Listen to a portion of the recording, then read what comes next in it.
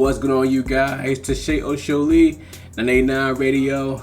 Today we're gonna be talking about Maple Coin, man. Like I had to talk about this. I didn't find this out until like last night about pretty much how Core plus Maple Coin is a BTC yield product. It's part of Bitcoin. I did not know about this. This is exciting. This is new, and I'm gonna read pretty much the summary of what AI told me about this product right here, and with that we're gonna have our speculations. All right, let's get into it.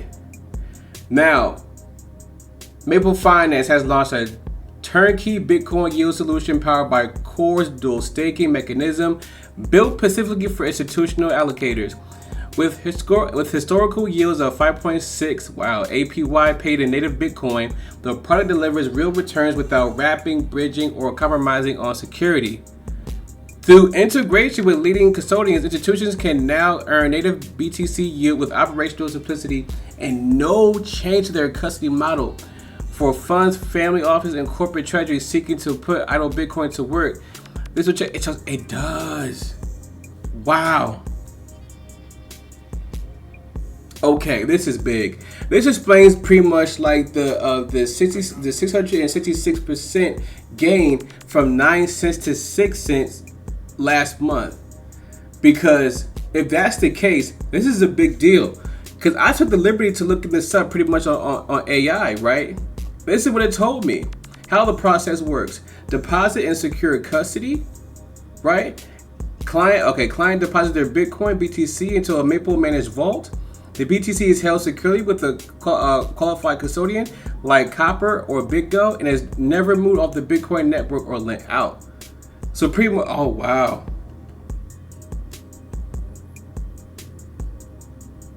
Okay, that's amazing. Okay, so that's wow.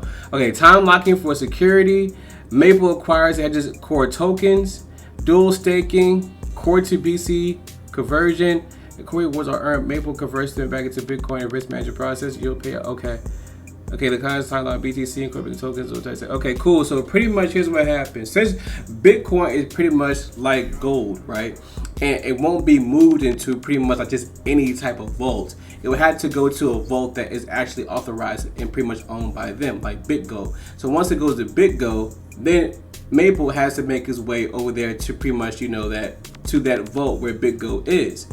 And BitGo said, okay, fine, cool. They deposit their Bitcoin into the Maple vault inside, pretty much inside of the BitGo, pretty much,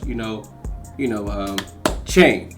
And once that happens, they will pretty much merge that into a Core staking. Now, this may be confusing, so just bear with me here. So, Bitcoin goes to the bank that he owns.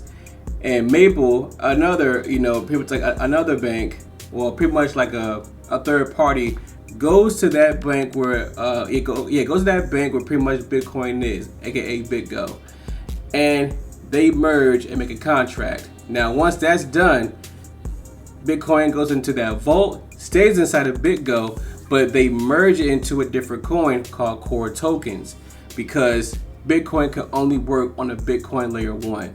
AKA it goes to Ethereum. So that's where Core tokens is. So Core tokens is pretty much a Bitcoin, Ethereum layer 1, pretty much type of protocol, right? So after that, that's how they lock it in, and the Core tokens pretty much serves as Bitcoin, Maple Coin on the EVM layer 1. And that's how when they send that out and they have people pretty much invest into it. And I think it's around like 43 cents. So if you bought $1 million, you're pretty much a millionaire now. So the more people invest into that token, the more annual yields that they get back in return. Plus the 5.6% annual yields. So pretty much like, but Maple has to take the fall though, because if they don't make the money back, Maple has to pay it back. But due to how it came from 9 cent to 66 cent, they did very, very, very, very well. So that's pretty much how it's going. And I look at the key benefits. pretty much for Maple and also Bitcoin. It says security, operational simplicity, native BTC yield, transparency, no change of custody model. And now it's like, now I asked this question: how would this Maple finance? Well, pretty much like how this. Hold on, wait a second. How would this help Maple finance? Let's see what it says. Revenue generation, increased served token utility and demand, market share and brand recognition, diversification, expansion, long-term growth and potential. Wow, I'm gonna read these two parts right here. Revenue generation. Maple earns revenue through management and performance. I just said before, they manage pretty much contracts of of who they're partnered with, like Bitcoin.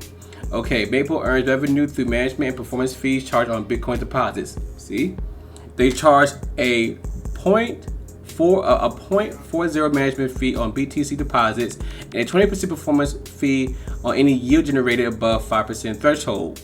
Ooh, as the product grows and attracts more institutional clients, people who invest into that core token, and their substantial Bitcoin holdings, the asset under management (AUM) for Maple Finance will increase, leading to a direct increase in revenue generated from these fees. That's why I jumped from 9 cents to 66 cents, because a lot of big players would invest into the core token of Bitcoin. You know what I'm saying? Hold on a second. Long-term growth and potential. Maybe we should read that too. Okay, long-term growth potential. Maple Finance is already targeting significant growth in AUM, assets under management, for Bitcoin yield products, aiming for 1.5 billion by year end. The planned launch of first BTC liquid staked Bitcoin, which will allow the staked Bitcoin to be used as a collateral in other DeFi protocols. Wow. Further enhances the product's utility and potential for growth. The strategic development position Maple for long-term growth and could attract even more greater institutional participation. So that means pretty much like, not if things, because it already happened. When things go good for Maple, because they got really good with Bitcoin, have major gains, it attracts other people, because even Solana wants Maple.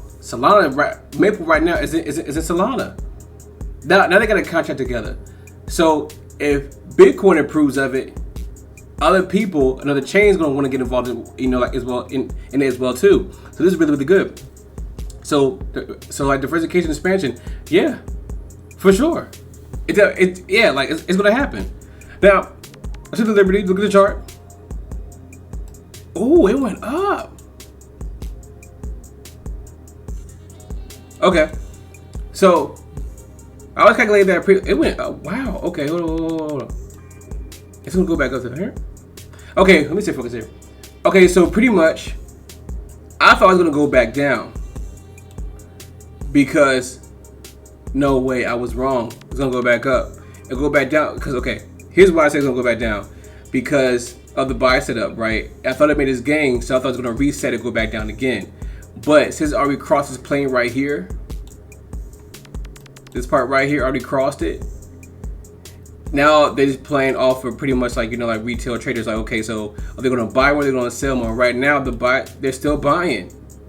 But I think, me personally, I think it's gonna go back down. But my prediction for the end of this year may be around, I want to say like 89 cents by the end of this year. You know what I'm saying? Because alt season and stuff like that. So that's what I think is gonna be at. But I have, me personally, not giving financial advice. I'm not a professional, financial advisor. But Maple is a real is if it's locked in with institutional, oh man, it's still gaining. Like if it's locked in pretty much like with institutional players, that's a good sign, because they're doing something new, but it's still involved in the legacy pretty much financial system, because they're working pretty much on debt and lending, and that's pretty much how the game is. So I think that Maple long term is going to be really, really big. I think long term, I think by next year it may be around like $2.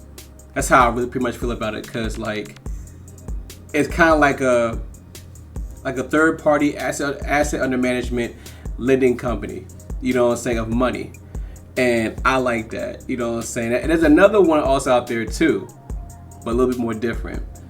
But that's pretty much it for me today, man. I'm Tashay Osho Lee, 99 Radio. See you sometime, okay? Peace!